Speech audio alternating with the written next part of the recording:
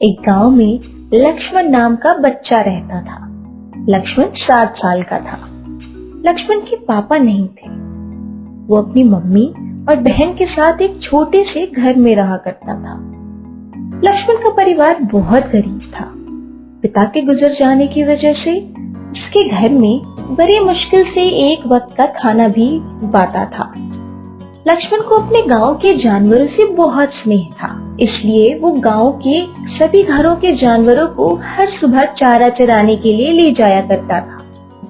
सुबह वो जानवरों को अपने साथ लेकर गांव के पास के ही बहुत बड़े जंगल में जाता था, जहां बहुत से पेड़ और पौधे मौजूद थे, और थोड़ी देर बाद सभी जानवरों को लाकर उन्हें घर सौंप आता था, जिसके बदले में गांव के हर घर से उसे 10-20 रुपए मिल जाया करते थे।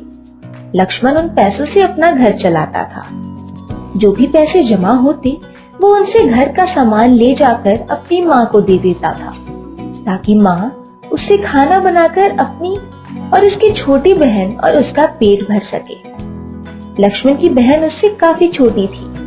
हर दिन एक जैसा ही खाना खाकर वो बोर हो जाया करती थी, इसलिए उसका मन कभी कभी कुछ अच्छा चटपटा खाने का होता था, पर ज्यादा पैसे ना होने की वजह से वो कुछ अच्छा खा नहीं पाती थी। एक दिन लक्ष्मण गांव के भेड़ बकरियों को चारा चराने के लिए लेकर जा ही रहा था, तभी उसने देखा कि एक इंसान जंगल के एक बहुत बड़े और खूबसूरत पेड़ को काट रहा है। ये देखते ही लक्ष्मण ने अपने चतुर दिमाग से एक तरकीब निकाली और वो उससे कहने लगा, अरे अरे, ये आप क्या कर रहे हो? मैं पेड़ काट रहा हूँ। पर क्यों? क्या आपने इस पेड़ के किस्से नहीं सुने हैं? किससे? कौन से किससे? ये पेड़ कोई मामूली पेड़ नहीं, बल्कि एक भूतिया पेड़ है। इस पे कई भूतों का साया रहता है, और जो कोई भी इस पेड़ को नुकसान पहुँचाने की कोशिश भी करता है, वो इंसान बच नहीं पाता है। ये सुनते ही वो लकड़हारा वहाँ से उल्टे पांव भाग जाता है। उसे भागता देख लक्ष्मण बहुत खुश हो जाता है। तभी अचानक पेड़ बाबा प्रकट होते हैं और लक्ष्मण के इस कार्य से खुश होकर कहते हैं, लक्ष्मण, आज तुमने मुझे बचाया है और मैं तुम्हें इस काम के लिए इनाम देना चाहता हूँ। ये लो, एक रुमाल। रुमाल देखकर लक्ष्मण पेड़ बाबा से कहता है, पर मैं इस रुमाल का क्या करूँगा पेड़ बाबा? इस पर पेड़ बाबा कहते हैं, ये कोई मामूली रुमाल नहीं है, बल्कि जादुई रुमाल है। इस रुमाल की मदद से तुम जो चाहे वो मंगा के खा सकते हो। ये सुनते ही लक्ष्मण खुशी से झूम उठता है और पेड़ बाबा से कहता है, क्या सच में बाबा? हाँ, सच में, पर ध्यान रहे तुम इस रुमाल का इस्तेमाल दिन में सिर्फ 2 बार ही कर सकते हो। इस पर हामी भरते हुए लक्ष्मण वो जादुई रुमाल लेकर अपने घर आ जाता है। लक्ष्मण जादुई रुमाल पाकर बहुत खुश हो जाता है। वो रास्ते भर उछलते कूदते अपने घर पहुंच जाता है। घर पहुंचकर लक्ष्मण अपनी माँ और छोटी बहन को जादुई रुमाल के बारे में बताता है, जिसे सुन वो दोनों भी खुशी से पागल हो जाते हैं।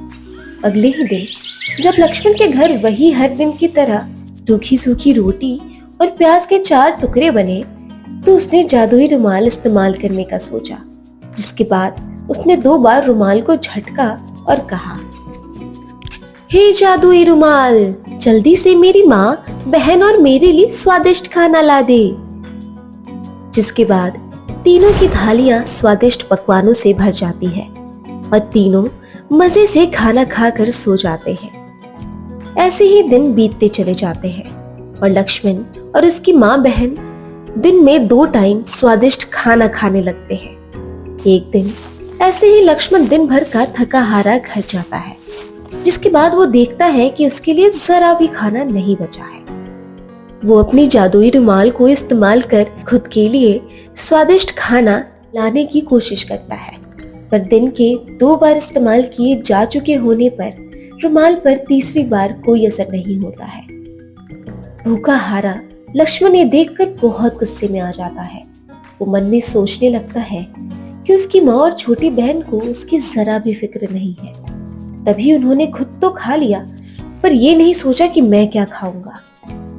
ये सब सोचते सोचते लक्ष्मण भूखा ही सो जाता है। अगली सुबह लक्ष्मण रात के गुस्से के साथ ही उठा, जिसके बाद उसने सोचा कि आज वो जादुई रुमाल को अपने साथ लेकर चला जाएगा। जिसके बाद वो ऐसा ही करता है। थोड़ी ही देर बाद जब लक्ष्मण की माँ और छोटी बहन को भूख लगती है तो वो पूरे घर में वो रुमाल ढूंढने लगती है, पर उन्हें वो कहीं नहीं मिलती है। जिसके बाद वो दोनों आपस में बात करते हुए कहती है, माँ, जादुई रुमाल तो कहीं मिल ही नहीं रही है, अब हम खाना कैसे खाएंगे?